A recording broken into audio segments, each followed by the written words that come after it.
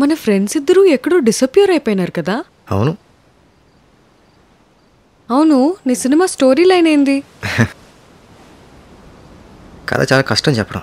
అంటే ఒక first person point of వ్యూలో స్టార్ట్ అవుతుంది. అతని తల్లికి స్ట్రోక్ రావడంతో అలా కొన్ని నా పర్సనల్ ఎక్స్పీరియన్సెస్ కూడా ఉన్నాయి. ఓ, టైటిల్ ఏంది? మళ్ళీ ఒకసారి. సో ఇంకొక జన్మ ఉంటుందా?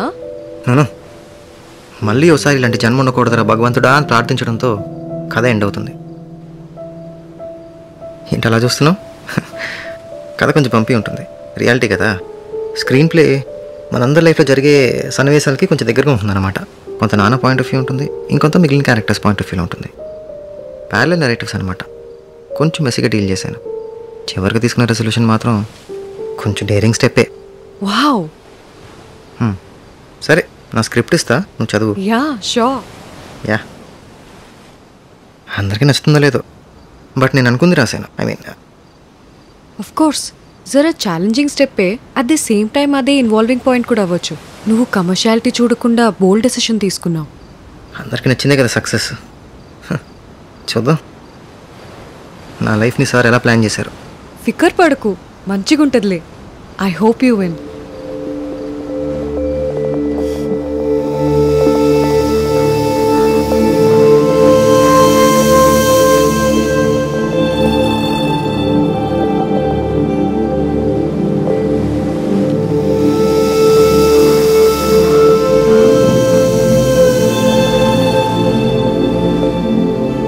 ఇప్పుడే వస్తాను. ఒరే పిచ్చనా కొడుక, ఒక అందమైన అమ్మాయి అర్ధరాత్రి మీద చేయి వేస్తే ఇప్పుడే వస్తానని ఎవరైనా అంటారా? Your crop man, your bloody crop. అది కాదు కాదు కాదు, చూడది చూడు. యా, సముద్రం ఇసుకొని తాగుతుంటే వద్దంటదా? ఛీ, పాత వేసిన లైట్ హౌస్ లాగా అక్కడే ఉండిపో డైరెక్టర్, ఉండిపో. Come on man.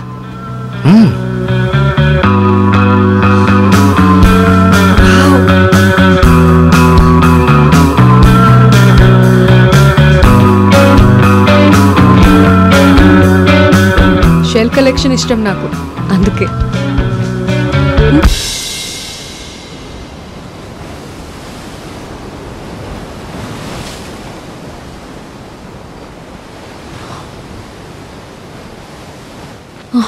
నేను ఇంకెళ్ళాలి.